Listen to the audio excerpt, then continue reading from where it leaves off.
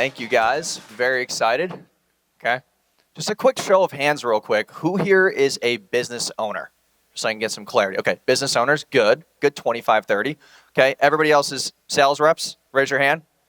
Salespeople? Awesome. Okay, this will pertain to both of you.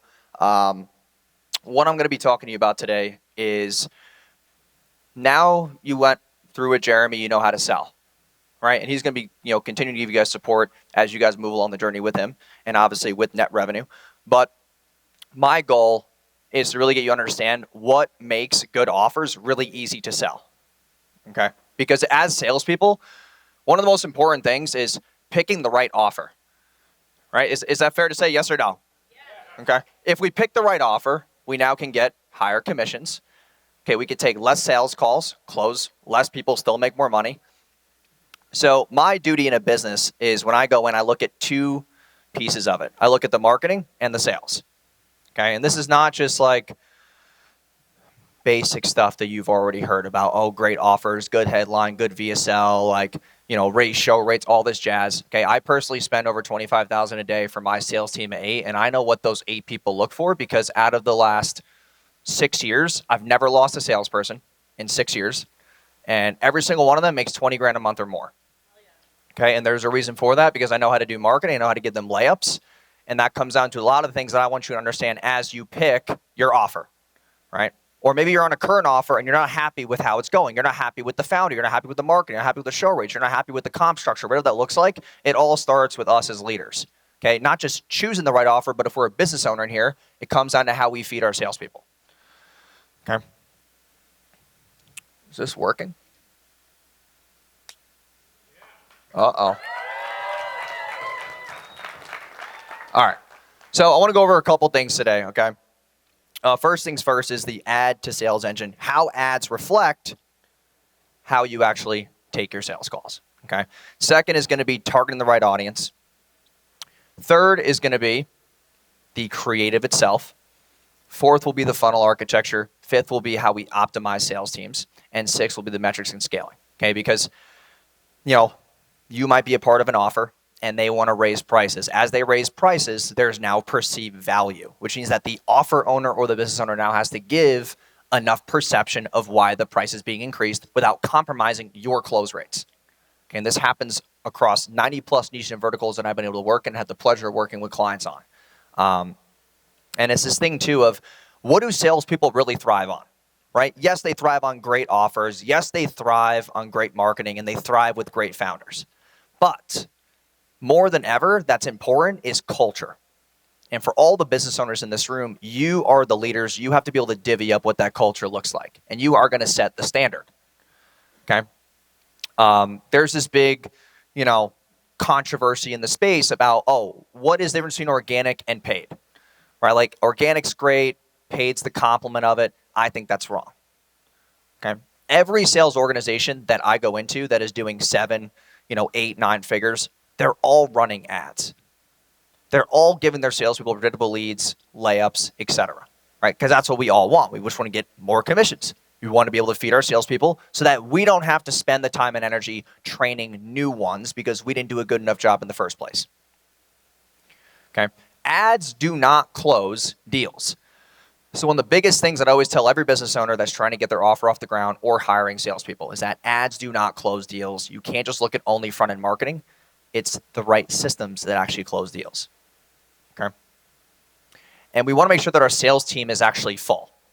And this is the big thing that I see in most organizations is that we don't onboard salespeople correctly.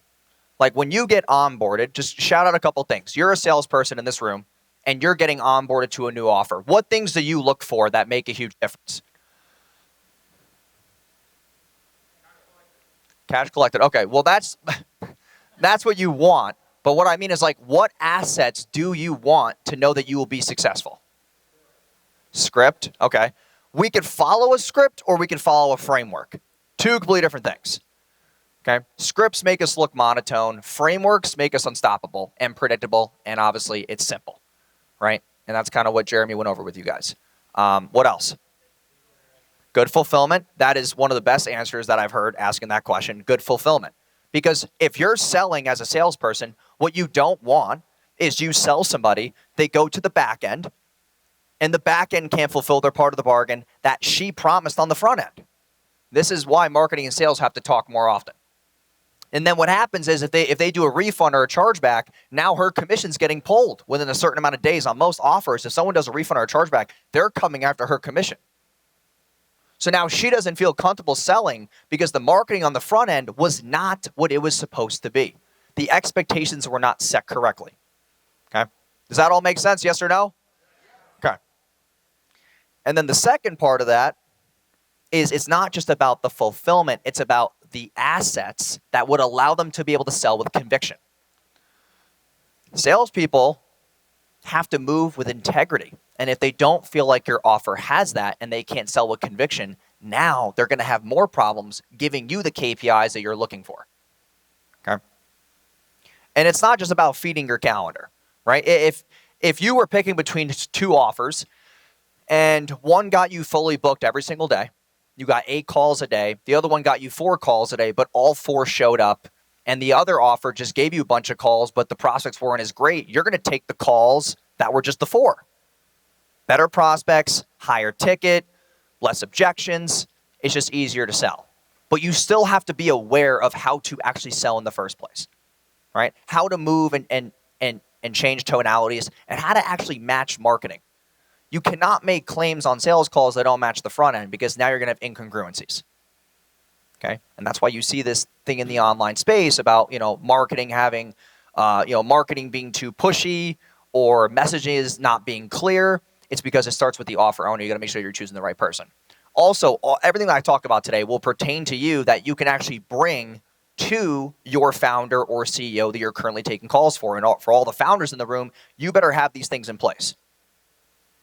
Okay, and most businesses fail with this because they run ads with no clear offer, which gives you the hardest sales cycles ever to close for, and you don't have the right sales process for them. You don't have the right SDRs in place, the right nurtures, the right systems, the right pre-call assets, and the right brand to sell for. If you took any of the people that you sell for and gave them a brand like mine or Jeremy's, would you have an easier time closing or a harder time? Easier. The brand is what gives off this thing of transparency or also authority without saying it out loud, right? So when you're choosing offers, make sure you understand that, okay? Second is, most of the time when I go into sales organizations, they always say like, oh, well, the leads are not crazy quality. Like the leads are not that good. Here's the issue. If you're in a sales organization and, this is for your team, if your team keeps coming to you saying, oh, the leads are bad, you have now culturally put an identity on the lead quality inside of the business. And you're going to hurt culture by saying these things. It's not about the leads are not good quality. It's about how do we fix it? And most business owners don't want to fix it. So that's why it's also important to choose the right offer because you got to look at the founder, the CEO, whoever it is who's in charge. You're not looking at the CMO. Because the CMO is just a button pusher. We're looking at the founder to make those decisions, right? Whenever there's something going on with my sales team, they don't go to the CMO, they go to me. Because I'm going to be the one who makes those bigger decisions, okay? The same goes for you. And if the leads are not high quality, then you got to be able to bring them stuff to the table. It's going to be able to divvy up or bridge the gap for them. What are we actually getting from the leads that would make them unqualified? And how do we fix the messaging on the front end so that now we can actually fill that constraint? Okay. When I first started this journey 8 years ago, and when I said I'd never lost a salesperson, it was before I realized all the dumb stuff that I was doing. When I used to hear people complain about lead quality, I would always blame the salespeople. I was like, oh, no, it's him. He can't sell. Oh, no, it's them. Or it's just the prospects that we attract. Well, 2 things were the thing. Number 1 is that my brand wasn't that big. And number 2 is that I was too naive because I thought I was the marketing guy and I couldn't have unqualified leads. Until I fixed that, now I haven't lost any salespeople. So the front end to the back end has to match. Okay. And another thing too is no follow-up systems. We think we do follow-up. Like, let's be honest. Who here is willing to follow up with a lead for 10 days straight, 10 to 14 days, and give it their all? Raise your hands. Most of us don't do that though. Let's be real. Most of us don't actually do it because after a certain amount of days, we feel like if we keep pushing, we're just too pushy. We don't have the right follow-up system. We can't, and even so, I could take the lead after 10 to 14 days, throw them to an outbound setting team, and then they can try to set them and call them and have an extra touch point. A lot of the biggest problems with show rates that I see are what we display on the front end with ads and then how we actually hold authority and frame before that person even shows up to the call. These things I'm obviously going to discuss today. Okay? And your ad is always the first impression. And it's not only about the ad, it is the message. Okay? So if you're a salesperson in this room, I want you to take a picture of this and send this to your founder, to your CEO, to your sales manager, and be like, these are the kind of ads we'd be running because these are the top ones. I went to this event and this psycho New Yorker on stage was yelling at me about these. Okay? These are the top ads by far that we need to be running inside our business because we are in a trust recession more than ever. And this is affecting you as salespeople and the founder because of increased ad costs, increased CAC, and just a hard time bumping lifetime value. Because those numbers now dictate how much money they put into marketing to fill your calendar. Hands down. If LTV is not great, now you're getting less calls. Okay, so we could look at, carousels. There's Loom walkthroughs. Loom walkthroughs, by the way, are hands down one of the most deadly ads that I've ever ran. And they are so simple. I make a Loom video showing them the product, showing them what we did for the person, showing them the whole process from A to Z, and it just tends to get better click-through rates. And also, when I show them the product, I'm now moving on the front end with just straight-up integrity because a lot of offers gatekeep in the beginning. They're like, oh, we do this thing, and we're only going to show you once you hop on the call. I'm willing to just give it all out to them on the ad. And it just gets a lot better people on the phone. The show rates are higher as well. So, quick thing for you there. And then also, as salespeople, you should be looking at your business's ad library consistently. Okay, you can go to Facebook ad library, you can search it, it's public, and you can see all the comments that people leave on your ads and start taking those and sending them to leadership and saying, hey, here's the biggest objections that we're seeing. You need to go make videos about this so that we can retarget all these viewers and take care of their objections now.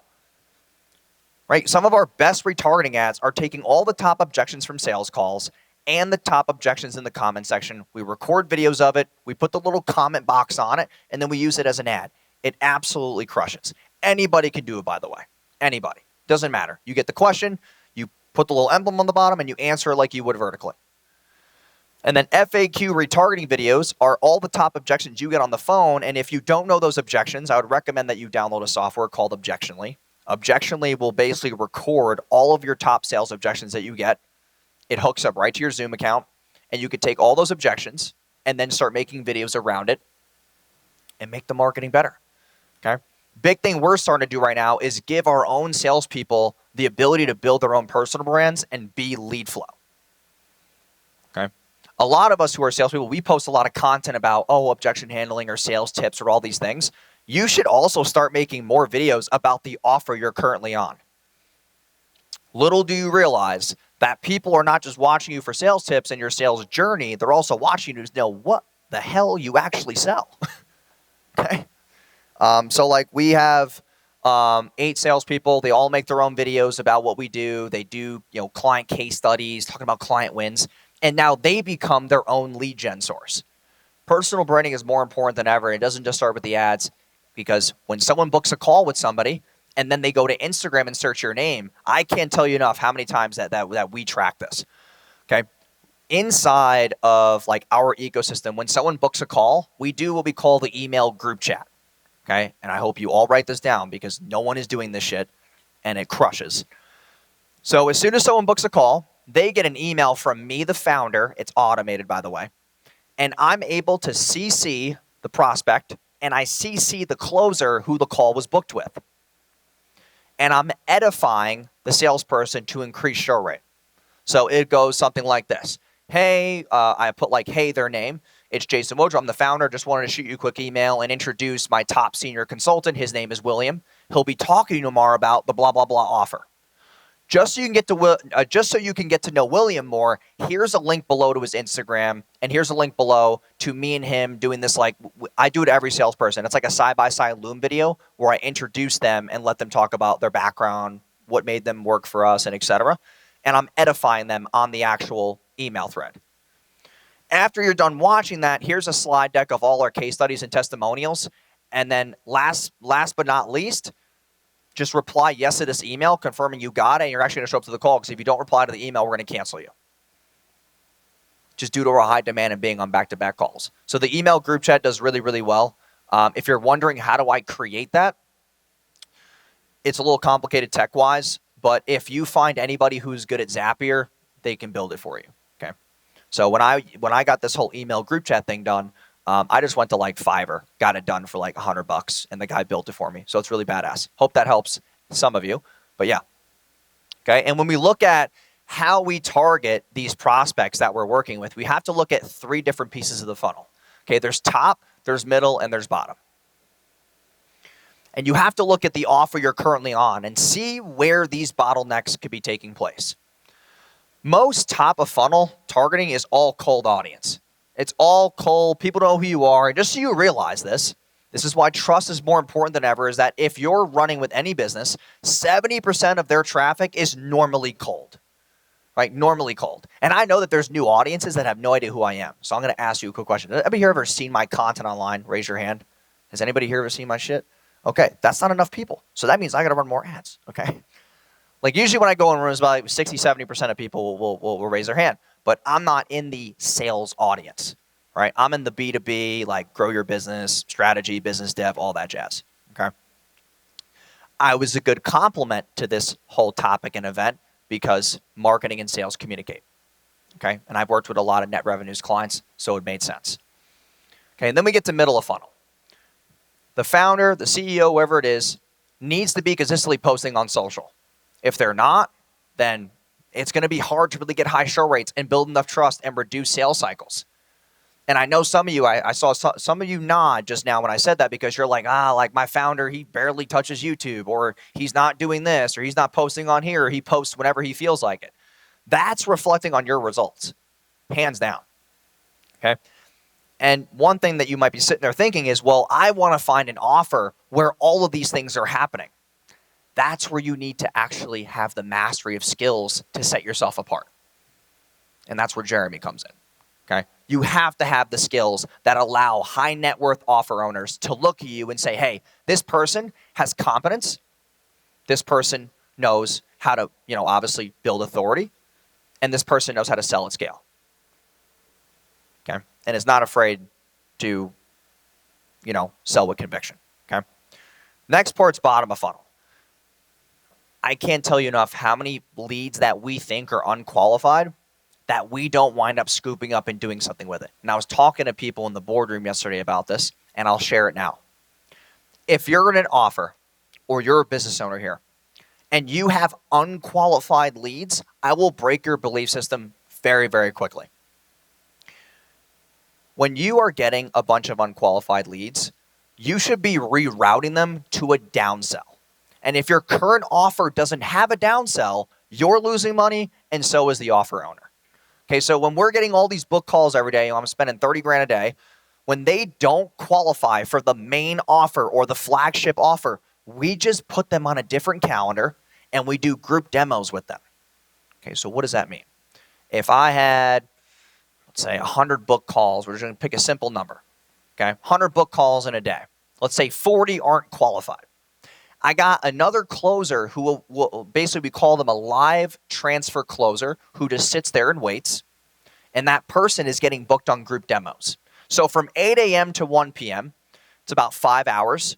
They're getting 8 people booked on each hour, and then they're just going to sell on like micro one-to-many mini webinars and sell the downsell offer.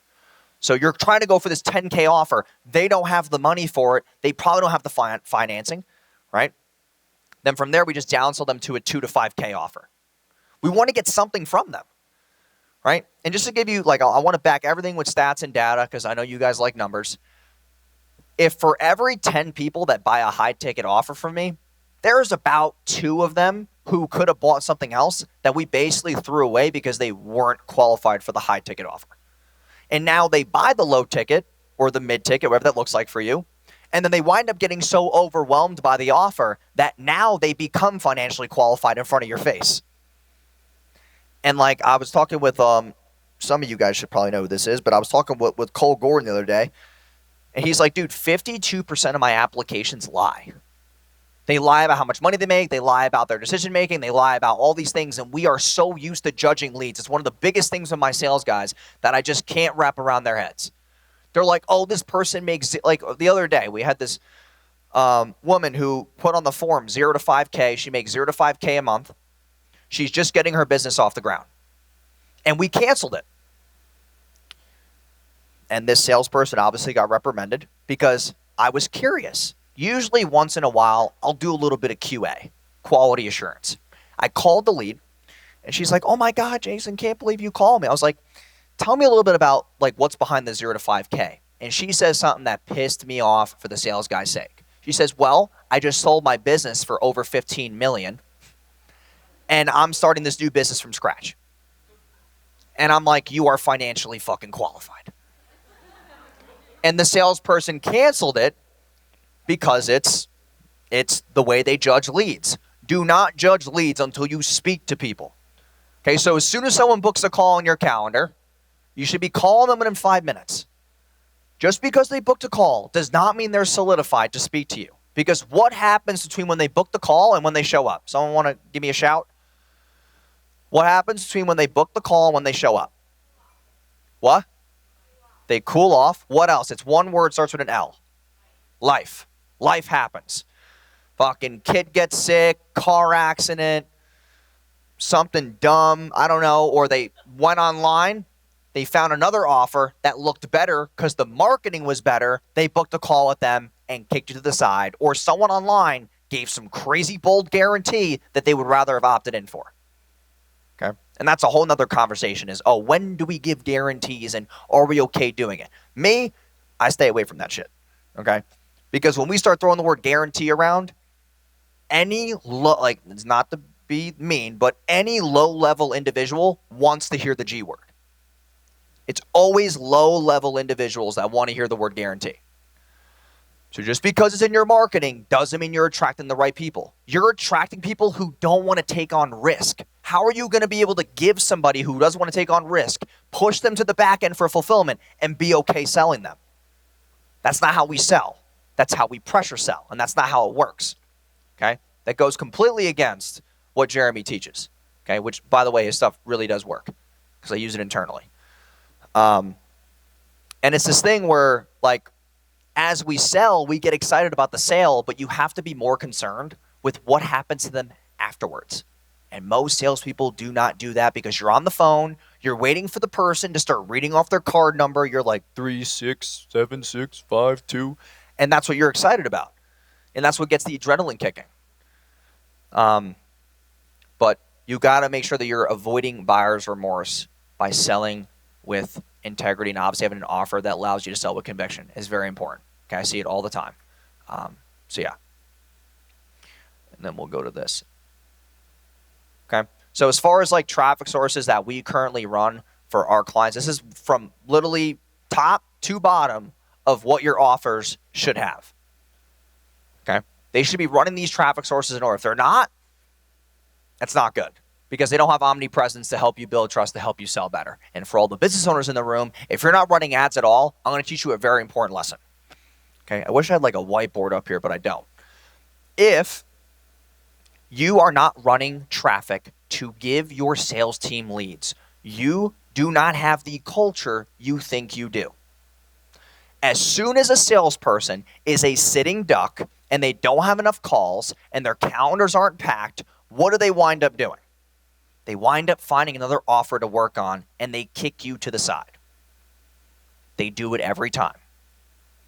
If they don't see a path to making $15,000, $20,000, $30,000 a month, they're doing side shit. And you're sitting there going, well, my brand's great, my product's great, my marketing's great. It's not good enough to pay somebody enough. You got to understand what salespeople are. Salespeople are entrepreneurs who don't want to do fulfillment. That's what they literally are. It's funny because it's the truth. You are entrepreneurs who are like, yeah, I just want to sell and do zero shit afterwards. That's literally what you want to do. And it's great, by the way. It's a great niche. Freaking love it. So, for all the business owners here, okay, and you guys can have a little clash of the salespeople versus business owners. Here's another thing that you got to understand. If you're a business owner and you don't run traffic, nobody knows who you are. Do not go out and hire salespeople when you don't have fucking leads. And you think you have leads because you do referrals and word of mouth. That is not leads. Those are layup sales that I'm pretty sure my dog could close. Okay?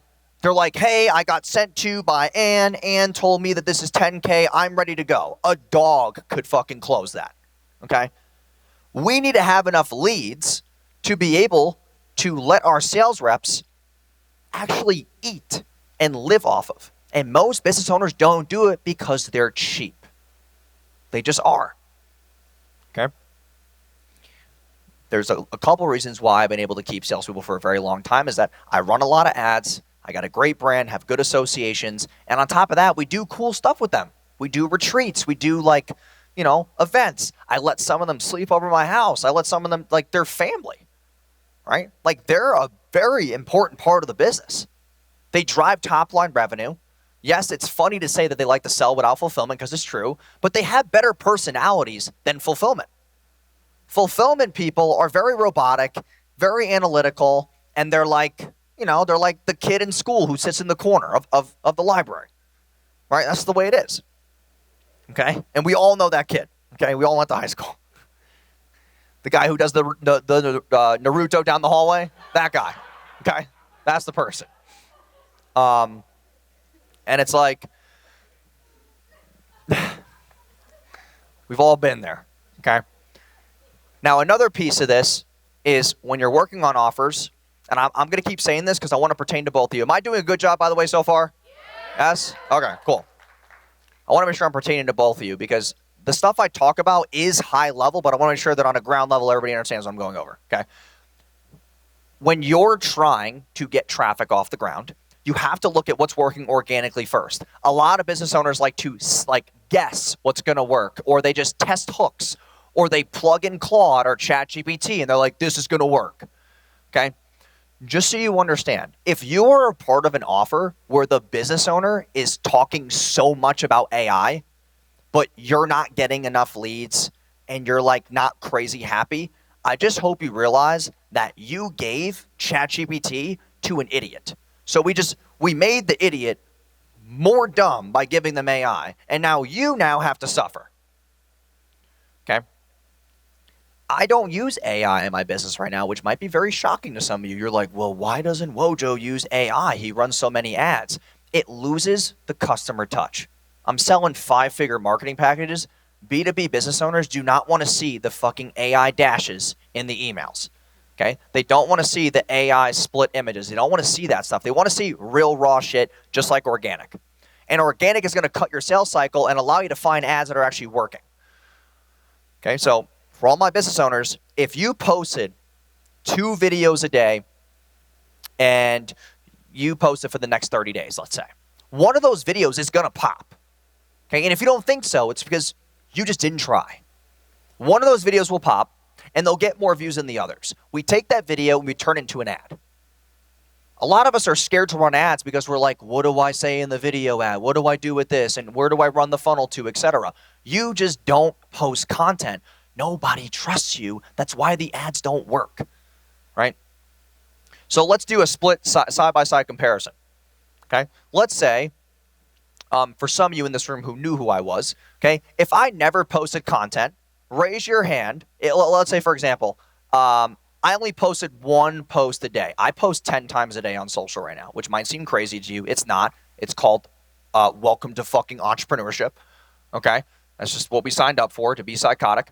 If I only posted once a day, but I sell marketing services, raise your hand if you would trust me. Be honest. Nobody. because I'm not walking the talk of what I'm talking about. So we have to look at our business and say, am I setting the standard for my ideal ICP to want to be a part of my ecosystem to give my salespeople better leads? That's the whole premise of it. And it doesn't matter who you replace the salesperson with. If they can't sell your offer, it's mostly your fault because you're the bad offer owner. And you're setting your salespeople up for absolute failure. Okay? And this is how I look, top of funnel to the bottom on how people will come into an ecosystem and then book a call and everything that happens afterwards. We think that once they hit that thank you page, that your salesperson gets a booking. You assume that they're set for life. They're like, I got them a book call. They can't complain. Well, if the leads aren't showing up and the leads don't have trust in you, the salespeople are going to have a hard time. They're going to hop. And salespeople hop more than you can ever imagine. There are so many business owners that we speak to on a weekly basis where they're like, my salesperson just left. I had this guy who's in my mastermind, and he's like, oh, yeah, dude, I hired 8 salespeople last week. I'm like, dude, what are you doing? You have no leads. What the fuck are these guys going to do? And he's like, oh, we're going to figure it out. I'm like, no, you're going to figure it out at the cost of your culture, and I won't be shocked if anybody from leadership winds up quitting too. Because you're setting a bad standard. When anybody comes on, just so you know, I want you to ask every offer owner that you're a part of this very question. This is very, very important. Whenever you go into an interview and you're like, all right, what offer am I going to be selling on? I want you to see who's a high-level offer owner and not, and this is the question that you ask. Before you started hiring for me, did you predictably book enough calls for me to be fully booked? And if you ask that question, they're going to give you a very clear answer that will tell you if this is a good fit or not. Because sometimes people bring you on and they don't have the ad spend to back your calendar and you're left just stranded, right? Every salesperson that we bring on, and we scale slowly with salespeople. I don't have a big sales team like Jeremy does, but like we have 8 people and we bring on about 1 every 6 to 8 months. Because I got to get the ad spend to where it needs to be to make sure that this new person gets 7 to 9 new calls a day. If they don't, if I let that person get 3 calls a day, what happens then? They're going to quit. And then once they quit, what does that now do? It hurts sales culture that I've worked so hard to build inside the company. Now everyone else who's a salesperson is now assuming that they're next. Oh, well, that person just quit because he didn't get enough calls. I was, let's say they were getting more calls than, but I'm still getting the least now. I might quit soon too.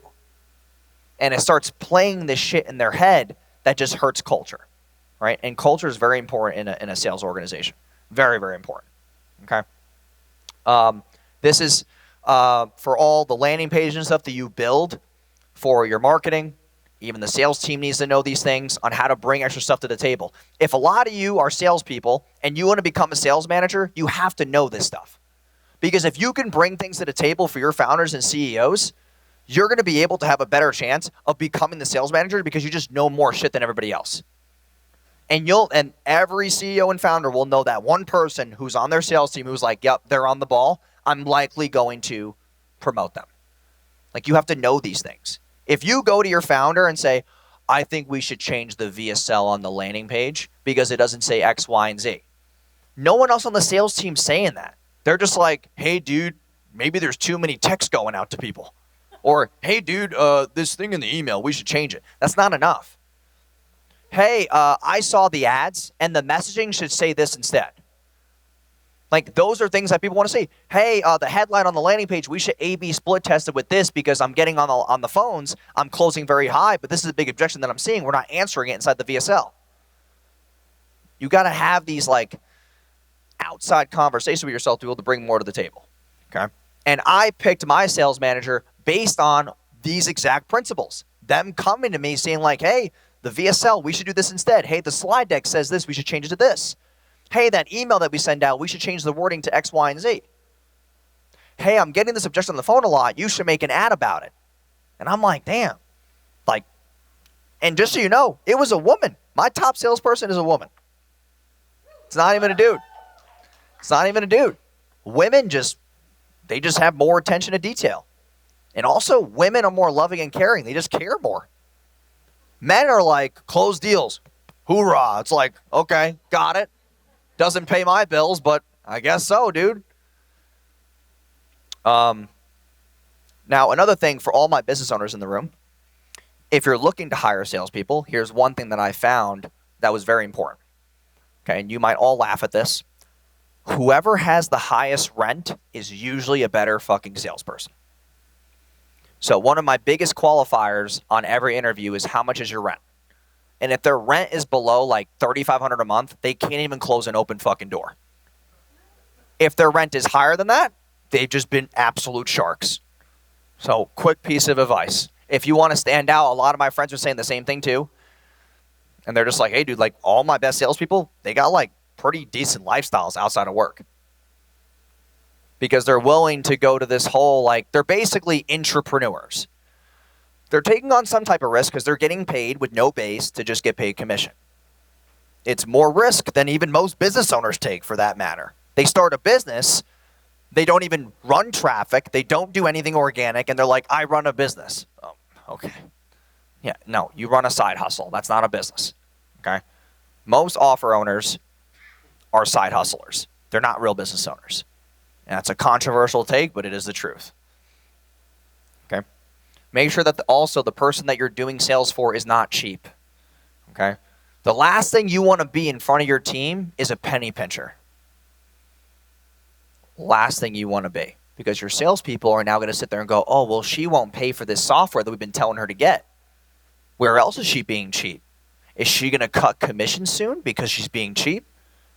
Is this company not going to scale to where I can make 30 grand a month because she's cheap? Like I'm telling you right now, when I was cheaper, people left my company like I just changed my underwear every day. Every single day. And it was hard to attract A players because I wasn't the A player that those people wanted to see in me. It was very important. Okay? Also, you should be bringing this, and this is also for my business owners, is that you got to have, like, and I see this with a lot of sales organizations, that if you want to make a lot of extra money inside of your organization, you should be bringing the idea or at least manning this, because one of my guys did this and he makes more money per month now, is he decided to say, hey, dude, we should have lead magnets and we should build an outbound setting team behind our actual sales team that can actually scoop up and get us more calls. And I'll go out and hire the setters and I'll put them in. You run the traffic. We get more book calls. Let's fucking do it. So now he's now our setter manager and a salesperson and makes about $40K a month.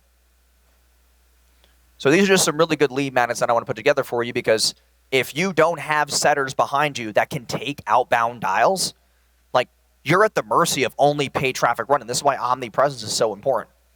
I don't want to just depend on one traffic source. I want to have multiple things inside of the business so that I'm not key man risk. Okay, and that's why I showed you all the traffic sources before, is because I've seen other offers where this example will happen. Business owner only runs Facebook. You're used to getting 8 calls a day, and then all of a sudden that business owner wakes up one morning and their Facebook ad account gets banned.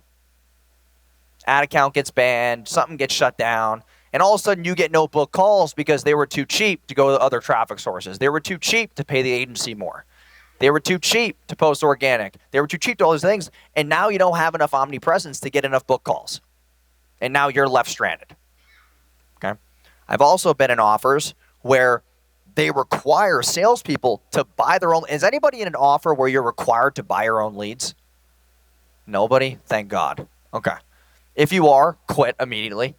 Okay, you should not be buying your own leads. The offer owner should be buying them themselves, because that's a part of being an owner. And then as far as like how we hand off leads, okay, you should be able to predictably know that the calendar will get X amount of bookings, and you should have a setter who actually pre-qualifies and does this within 5 minutes of that person coming inside of the funnel. Okay. And for all my salespeople in here, if you want freaking way higher show rates, I'll give you two quick things. Number one is you call within 5 minutes. Second is you FaceTime them right away. And you might think I'm psychotic, like, wait, dude, I'm going to FaceTime them? I'm telling you right now, show rates skyrocketed once I did FaceTimes in 5 minutes, because the curiosity, they always answer the phone. They're like, what the fuck, a FaceTime from a random number? And the curiosity and the adrenaline just kicks. Okay, and a part of our organization, if they're good enough at sales, we'll bring them on. And we do another qualification as far as like, if you can't buy yourself your own iPhone, we won't take you on. So like, we'll get people, I shit you not, we'll get 3 people at the end of an interview and we're like, all right, cool, go buy your own iPhones. They're like, oh, you're not paying for it? I'm like, no, this is like my pre-qualifier. If you don't have like $1,000, fuck out of here. It's like, nope, can't work here now. So now they have their own iPhone that will basically they'll use to do all the speed to lead. And when they FaceTime, dude, the close rates are way higher. My close rates went from like 26% on the phone to 34% by just simply FaceTime people within 5 minutes. So if that helps you make an extra 8% a year, hopefully it does. If it doesn't, then fuck, you must be rich. Should be able to help everybody. Okay? Because when we get someone on a FaceTime for 5 minutes, we just build a lot more rapport. And also, they just respect it way more. They're like, damn, that guy just FaceTimed me at 9 o'clock at night? What a fucking animal. I want someone like that on my team. And now they're like basically sold, right? If you look at somebody in the eyes on FaceTime, it's a lot different than Zoom. Okay, yeah, Zoom's virtual. I know it might seem the same to you, but it's easier for a prospect to hang up on Zoom than it is to hang up a FaceTime.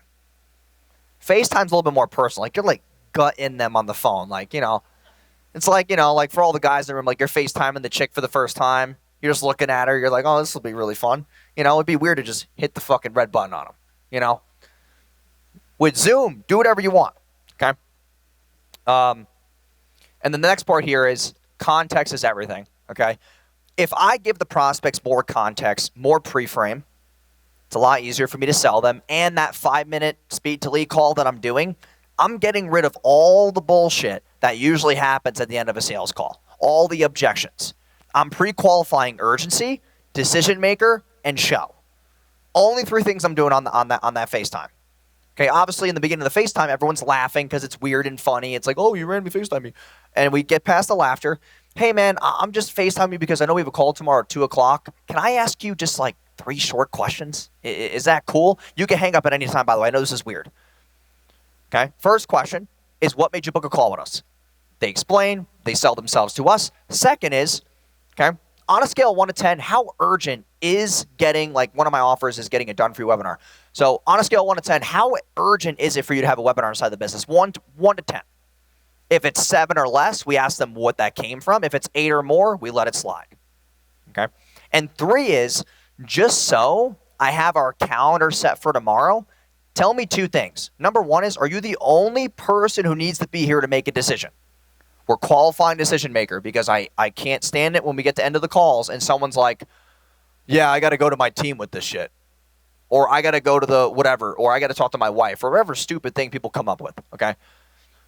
We want to obviously qualify that. And then the second thing is just so that I know this call is custom to you and your situation, what are the top 3 things that you want me to be prepared with?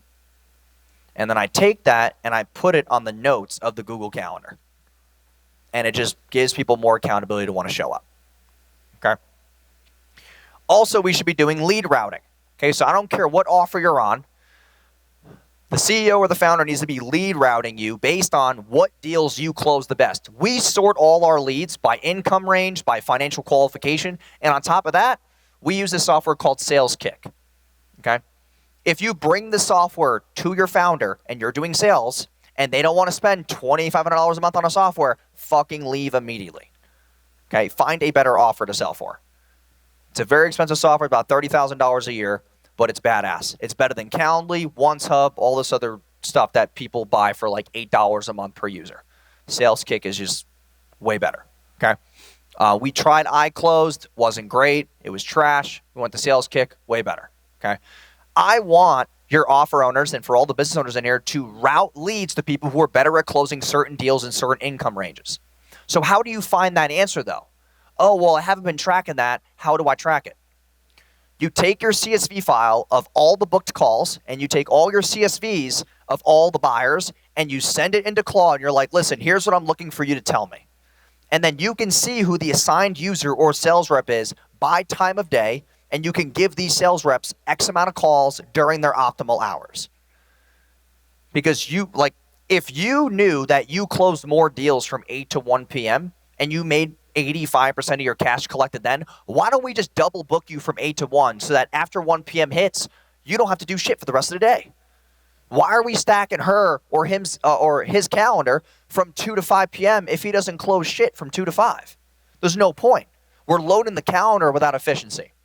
Okay? And we track all this. Like, I know who closes more from what time to what time, on what time of day. We're fixing all the calendars based on that. Okay? So this is what I was kind of talking about. Close rate, time of day, and then also by offer tier as well. Okay? And I talked about the 5-minute rule. Okay? You want to be able to, like, I use SalesKick for this. Okay? There's an AI, like, texting nurture that goes right through SalesKick to confirm them via text, but I'm still doing the 5-minute FaceTime. All the guys are required to. Okay? And then this is what I do even days after they book. And even if they come to the call and do not buy, I still hound the hell out of them for 7 days. Like, they are getting slammed.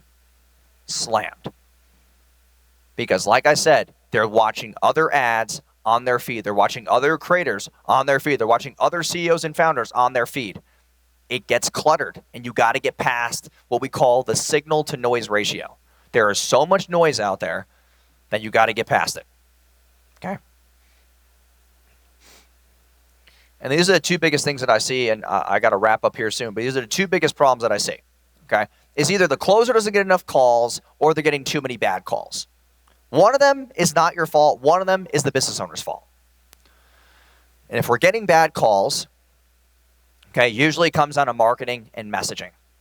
Okay, but we have to look at every single constraint. It could be the salesperson's fault for not doing enough rapport before the call to get a layup of a close. If we're at problem A, it's mostly the business owner's fault of not understanding the economics of getting your calendar fully booked. Okay, and this is just what I like to have as far as, like, you know, metrics. Cost per leads, cost per app, cost per book call, where I want to sit, cost per sales, the ROAS on the ad spend, and then LTV. As a business owner myself, I'm going to tell you one thing that maximizes not just the business, but my wallet. Is that if I have, like, who here is a business owner? Tell me your offer price. Like, what's your flagship offer price? $30,000. Okay. If you have a $30,000 offer, how much would you be willing to spend to get a customer? Huh? Wait, can you speak louder? 2,000? That's going to call, like, that just doesn't work. That's a 15x ROAS. That's just unrealistic for a $30,000 offer. If I have a $30,000 offer and then I have a back-end CSM or fulfillment team, I'm willing to spend $30,000 to get the customer. And you're like, what the fuck is he talking about? So let's do a quick example. Okay, I'll just end with this. If you were me, okay, ma'am, if you were me, and I sat here and I just went to every single table and I just traded $100 at every single one of you and you gave me $100 back. Okay? How many of you would actually do this? Where I just traded and made no money? Let's get a little bit high level here. I just went 100 for 100, 100 for 100. Who here would do this? Raise your hands. Hopefully everybody fucking does this. Why would I do this? Someone want to shout? They'll buy more later. I'm looking at LTV, not what I spent on the front end. I don't give a shit about the ad spend on the front end. That doesn't pay my bills. What pays my bills is when customers buy more than once. Okay, because if she has a $30,000 offer, she better have an ascension for 75 to 100K. If her flagship offer on the front end is 30,000, she better have something crazy on the back. Like, we have 10K offers, we have 12Ks, we have 20Ks, and we have $198,000 offers. We just want to be able to lead people and just whoop. Because as you create more problems for your clients, they have to be good problems. And they're going to keep spending money with you, and that's the game. Okay? But for salespeople who don't understand this, and for the business owners here, you have to understand that you have to be willing to do whatever it takes to acquire the customer, because the person who acquires the customer or spends the most to get a customer wins every day of the week. Okay? I don't have a high ROAS on $30,000 a day. But what I do have is a high ROAS in 30, 60, 90 days because I play lifetime value. And as I scale the sales team, I now have to scale my CSMs, who are the customer success managers, who do all the upselling and ascensions and cross-sells and downsells and all that jazz. Or do referrals and affiliates, because they want to get paid more as well. And that's the game. Okay? And you should know all the products that your company offers, because There's a lot of times where you should be upselling stuff that you're not because you're only focused on the flagship offer. You're only focused on the one sale. And I'm telling you this right now. You add 2 products to your back end, you'll add an extra 20% easily as long as fulfillment's good, as long as the marketing's good, and as long as your CSMs are good, and as long as the salespeople give a shit to even sell the thing anyway. They got to be incentivized to want to get the ascension. Okay? So that concludes today. I appreciate you guys. Okay? Thank you.